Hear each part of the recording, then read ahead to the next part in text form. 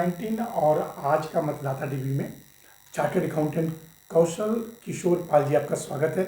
नमस्कार सर। नमस्कार। सर बहुत स्मार्ट लग रहे हैं आप और इस ड्रेस में तो बहुत अच्छे लग रहे हैं। मजाक कर रहे नहीं नहीं, रियली सर, वेरी एक्टिव। और सर सवाल मेरा ये है कि इसी माह के प्रारंभ में देश की वित्त मंत्री श्रीमती सीतारमण जी ने एक लोकसभा पटल पर बजट पेश किया सर। तो उस बजट को किस नज़रिए से आप देखते हैं जिससे कि हमारा भारत देश तीसरी अर्थव्यवस्था की तरफ अग्रसर होगा सर? ये बजट तो मेरे ख्याल से जो हमारी फाइनेंस मिनिस्टर मैम का मेरे ख्याल से बेस्ट बजट होगा अभी तक का। जी जी। उससे पहले तो क्या, तो मैं तो इसे बहुत अच्छी नज़र से देखता हूँ और मैं ही नहीं, लगभग सभी लोग देख रहे हैं। सर इस बजट में मतलब कई चीज़ों पे बहुत ज़्यादा फोकस किया गया है, लेकिन जो जनता है वो खुश इसके लिए है, इसके लिए उन्होंने दिल्ली की जीत भी कर दिया। 12 लाख का जो छूट थोड़ा सा इसको विस्तार पूर्वक बताएं कि 12 लाख की छूट कितना प्रभावी होगा देश के हित के लिए? देश के हित का तो ज़्यादा मैं नहीं अंदाज़ा नहीं लगाया, लेकिन जो हमारा मिडिल क्लास है उसके लिए तो बहुत बेनिफिशियल है। और मिडिल क्लास को बेनिफिशियल है तो फिर देश के लिए भी अल्टीमेटली होना चाहिए, क्योंकि सर मिडिल क्लास कभी भी पैसा रोकता नहीं, वो खर्च करते करता हाँ है। उसके बाद ज़्यादा इनकम होती नहीं, खर्च करने के लिए तो होती है। और जो टैक्स में जो भी 50 हाँ, टैक्स में जो बचेगा वो खर्च करेगा ये तो इकोनॉमी के लिए अच्छा होना चाहिए। राइट। एक बड़ा सवाल सर और भी था, अक्सर जो फाइनेंशियल एक्सपर्ट होते हैं वो जीडीपी की बात करते हैं। हाँ। लेकिन जनता जो है लेमैन ने उसको जीडीपी मतलब कुछ समझ नहीं आता। जी। तो इस बजट से खास तौर से जो आपने कहा कि वित्त मंत्री ने सबसे बेस्ट बजट दिया है, जीडीपी बढ़ेगी मेरी? जीडीपी बढ़नी चाहिए। जब अच्छा तो तभी होगा जब उनको जीडीपी भी बढ़ेगी, मिडिल क्लास भी खुश होगा, उसके पास खर्चा करने के लिए पैसा होगा तो जीडीपी तो बढ़ेगी। तो देश हमारा तीसरी अर्थव्यवस्था की तरफ अग्रसर है। हाँ, वो तो काफ़ी पहले से ही हो रहा है इस बजट में। मोदी जी का विजन है। हाँ, वो तो विजन है उनका, और ये बजट तो उसमें 4 चांद लगाना चाहिए इसको। जी, बहुत अच्छा कहा। अच्छा सर, एक सवाल और भी था, ज़्यादा नहीं, 5 या 10 मिनट में। जी। जो एमएसएमई सेक्टर है जिसके अंदर मेरे ख्याल से बहुत 50% से ज़्यादा जो कंपनियां जो हैं वो उपभोक्ताओं तक सामान पहुंचाती हैं, एमएसएमई सेक्टर की इस बार लिमिट बढ़ा दी गई है, टर्नओवर की 500 करोड़ कर दी गई है, और माइक्रो जैसी कंपनियां थी उनको थोड़ा बढ़ाया गया है और उनको लोन लिमिट के साथ साथ टैक्स में छूट दिया गया है।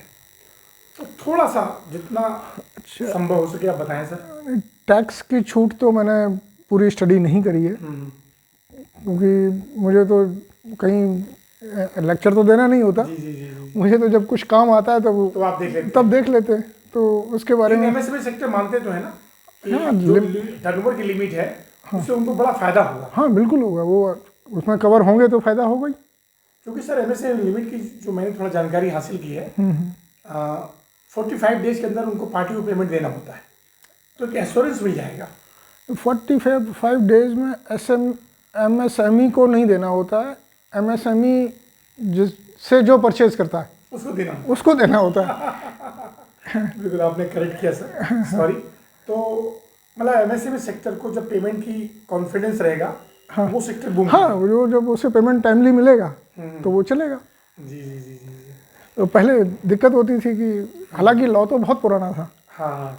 और ये लॉ तो मुझे लग रहा है शायद मनमोहन सिंह के आसपास या उनसे भी पहले से है। अच्छा। लेकिन इम्प्लीमेंट नहीं हो पा रहा था। इस बार इम्प्लीमेंट किया गया। इस बार क्या, वो तो कई साल से, पिछले 2-3-4 साल से है। पिछले साल से तो काफ़ी उस पर बल्कि रिपोर्टिंग भी आ गई है। जी। तो अब काफ़ी स्ट्रिक्ट हो गए इस पर। तो एमएसएमई सेक्टर जो है मजबूत होगा और चलेगा, मजबूत होगी सर। हाँ सर, इसमें कृषि, निवेश और स्टार्टअप और इन्वेस्टमेंट को लेके बहुत बड़े प्रावधान हैं। फॉरेन इन्वेस्टर को भी लिए बहुत बड़ा प्लेटफॉर्म रखा गया है। मैं बात करना चाहूँगा आपसे, जो स्टार्टअप है, मतलब जिसके पास बिल्कुल पैसा ना हो, आइडिया हो, सरकार उसको बहुत सपोर्ट करेगी, तो ऐसा स्टार्टअप से देश को कितना भला होगा? स्टार्टअप में पहले तो ये स्टार्टअप जो है वो लेमैन की भाषा में जो स्टार्टअप है वो स्टार्टअप नहीं होता। Right sir. स्टार्टअप के लिए तो आप जो भी काम करते हैं उसका तरीका यूनिक है, तभी वो स्टार्टअप में पास होगा। यस, स्टार्टअप में पास होने के बाद फिर तो उसे बहुत सारे बेनिफिट हैं ही हैं, राइट। दे रहे हैं। स्टार्टअप मतलब यूनिक आइडिया। हाँ, मतलब कोई भी जो भी काम करना चाह रहे हो वो काम यूनिक तरीके से होना चाहिए, तभी स्टार्टअप में फॉलो करेगा। अदरवाइज तो नए रोज दसियों हजारों रोज बिजनेस स्टार्ट होते हैं, वो सारे स्टार्टअप नहीं है। जी जी जी जी जी। तो स्टार्टअप से देश को फायदा होगा।